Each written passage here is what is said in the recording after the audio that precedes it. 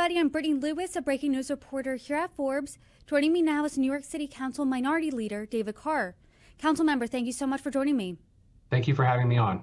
I'm really grateful for the time today because there is some breaking news out of New York City over the past few days. Because earlier this week, the city's mayor, Zohran Mamdani, unveiled his preliminary fiscal year 2027 budget for the city, and it comes in at a record-breaking $127 billion. The biggest news to come out of that press conference where he unveiled the budget was that he issued an ultimatum to the state's governor, Kathy Hochul.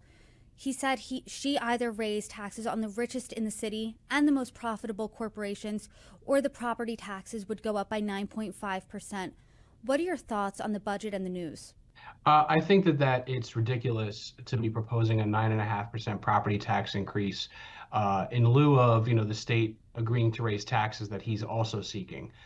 He's essentially tax mailing the city of New York by saying, if you don't give me the taxes I need up in Albany, I'm going to tax New York City property owners, which he even admits are, middle and working class New Yorkers, something that he doesn't want to do. And yet he's willing to do it, according to his own words, if he doesn't get the tax support he needs from Albany. So I think that it's not something that should even be on the table. It's not something we've talked about for over 20 years, and we shouldn't be talking about it now.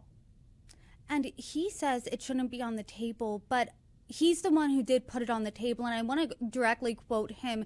In that press conference, he said this would effectively, as you said, be a tax on working and middle-class New Yorkers who have a median income of $122,000. But he wants to tax the richest New Yorkers, anyone making above $1 million per year. That affects 33,000 New Yorkers, as well as some of the most profitable corporations.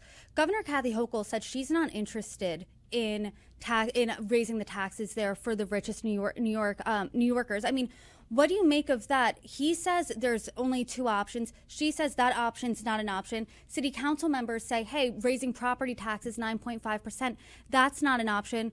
What's left then? So what's left is savings. I think that, we have to look really with a clear eye to what programs are working and what are not. Even the mayor has conceded that needs to happen when he created these chief savings officers earlier this year. But he's only looking for about 1.5% savings across the board in these agencies, while at the same time proposing this 9.5% property tax increase. And unlike the program to eliminate the gap, or PEG as we call it at the city level, which is mandated reported savings by agencies, these chief savings officers don't have the legal mandate behind them to even get the 1.5% he's seeking. So I think the mayor has to really be serious about belt tightening at our city agencies if we're going to make ends meet, as we're required to do by law. From your understanding, were those chief savings officers, is this like essentially a Doge in the New York City government? What exactly does that really look like? And I know that he said that 1 point something percent or 2% of savings that they're looking for, he said that that was a floor, not a ceiling. Do you think that they'll be able to find more than that? I think they could if they had the authority behind them. I mean, it certainly had a Doge feel to it. I mean, I was actually happy to hear the announcement when he first signed the executive order creating these positions. But the reality is that I feel like now that we've seen the budget presentation, it was really not a serious attempt to find savings, because as I indicated earlier, when you institute a PEG at the city level, you're telling the agencies they have to find the percent savings that you're looking for them to achieve. There's no such mandate. And the agencies, who often are filled with people who are career civil servants, people who are invested in the work of those particular agencies, they're not going to give you the savings unless you require them to do it by law. So yeah, it's nice to think of the 1.5%, 2% as a floor, but the reality is I doubt it's even a ceiling, because the notion that these agencies are going to cough up the money that they're not legally required to do, I think that's not going to happen the way he thinks it's going to occur. And he said these are the only two options. There's no option three. This was in that press conference called the nuclear option, right? Raising property taxes by 9.5%. But if these are his only two paths forward, right? Taxing one group of people or raising property taxes on the other, do you think it's becoming clear then that the mayor wants more taxes? Because if it's only option one or option two, someone's getting taxed more here. Without a doubt. I think that what he's saying, and I think he's been very transparent about, is that it's not should we raise taxes. He's saying who should we tax? So for him, somebody's going to get taxed. This is the question that he's kind of putting to us, sort of like with the proverbial gun to our heads, is do you want to tax, property owners who, again, by his own characterization, are middle and working class New Yorkers, or do we want to go with his tax the rich plan? And I think that that's really disingenuous because it's a false binary. We don't have to tax more in order to balance the budget. We can balance the budget through finding savings and efficiencies in agencies. We can have a balanced budget through reducing or eliminating programs that are not effective. There's absolutely programs that the city does that don't actually, do what we all hope that they would have done. And then in addition to that, he could reconsider his decision to get rid of Mayor Adams's 2-for-1 hiring freeze practice, right? The previous mayor said you can only hire one new worker for the city as long as 2 are leaving. That was absolutely a restraint on the growth of the city budget because labor is one of our biggest costs, and we're about to renegotiate all the city labor contracts in the coming term. So that's really something he should be thinking about revisiting, not trying to tax us into oblivion, which is basically what his strategy is. And he was saying in this press conference numerous times that we are in a budget crisis right now in New York City. Is that true, A? And B, from your perspective, he was putting the blame squarely on the former mayor, Eric Adams. Also, he sprinkled a little blame on former Governor Andrew Cuomo. Do you think that's where the blame lies? So I think that the blame lies with those who supported the policies that put us here. And that's not just the former mayor. That's also the people who supported the way Mayor Adams handled the migrant crisis, right? The revenue projections have gotten better, so the deficits projected have decreased. But originally we were talking about, according to Mayor Zohran Mamdani, a $12 billion deficit between the remainder of this fiscal year and the coming fiscal year. That's how much we spent on the migrant crisis. So he's going to criticize Mayor Adams today, but meanwhile, he was cheerleading him to spend more and more on the migrant crisis over the course of that administration. So he bears responsibility for this, along with a host of other Democratic leaders in our city, and along with Mayor Adams, for the state of our city's finances today. It's nice to pass the buck, but he's the guy in charge now. The buck stops with him. And the reality is that we need to engage in some real belt tightening here if we're going to make ends meet. But the question to whether or not there's a budget crisis now, there's not as much of a budget crisis as he would have you believe. He just wants to continue to add to the expenditure side and then make up for it on the revenue side with new taxes. So if we're modest about our ambitions for what government can do, there's no real budget crisis. Let's say instead of sitting across from me, you had a one-on-one with the mayor right now, and you were giving him a host of places. Here's where you can tighten the belt. Here's where you can save. Where exactly would those places be? So I think, a couple of things. Our speaker has talked about, Speaker Julie Menon, has talked about, decreasing the costs that the city pays for healthcare. We have a commitment to our municipal retirees to make sure that they have premium free healthcare, but that doesn't mean on the business side that we can't force hospitals and other people who provide healthcare to the city to reduce their costs. We have significant leveraging power in those negotiations, and we could save billions of dollars there. I think that the hiring freeze practice that Mayor Adams talked about is one that we should restore because that's really going to slow the growth of the budget. And there's just, we could literally cut the fat off countless programs across municipal agencies without diminishing real services. There's literally billions of dollars left on the table a year.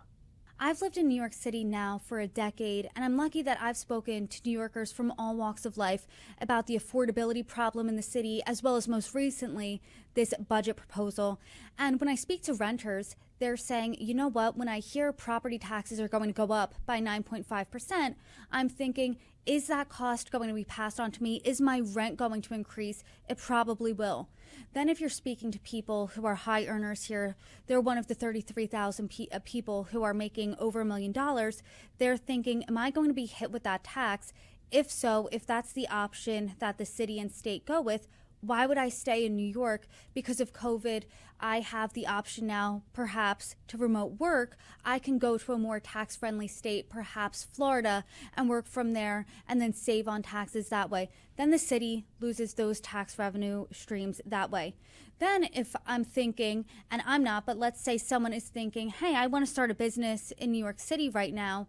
Why would I bring my business here when there's a potential, if it's very successful, if it's a very high earning business, it could get taxed? Why wouldn't I take that to a state, once again, a more tax-friendly state? I mean, do you think those are valid concerns, A, and B, how do you address them?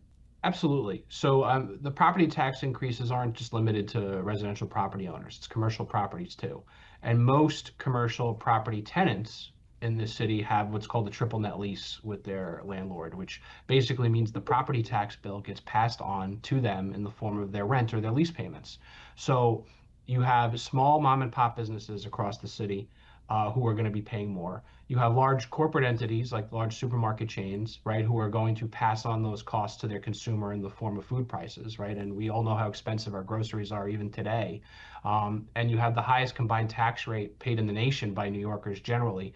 So it starts to sort of really, press upon people, what is the virtue of me staying here when I get so little for paying so much? And I think residential property renters and leaseholders are going to also see increases in their leases and rents because ultimately the property owners want to make a bottom line. They're trying to reinvest in their buildings. And when they're not able to keep as much in their rent payments because of the tax bill at the end of every quarter, at the end of every year, that they're going to seek to make up that money elsewhere. So this isn't going to just fall on the richest among us.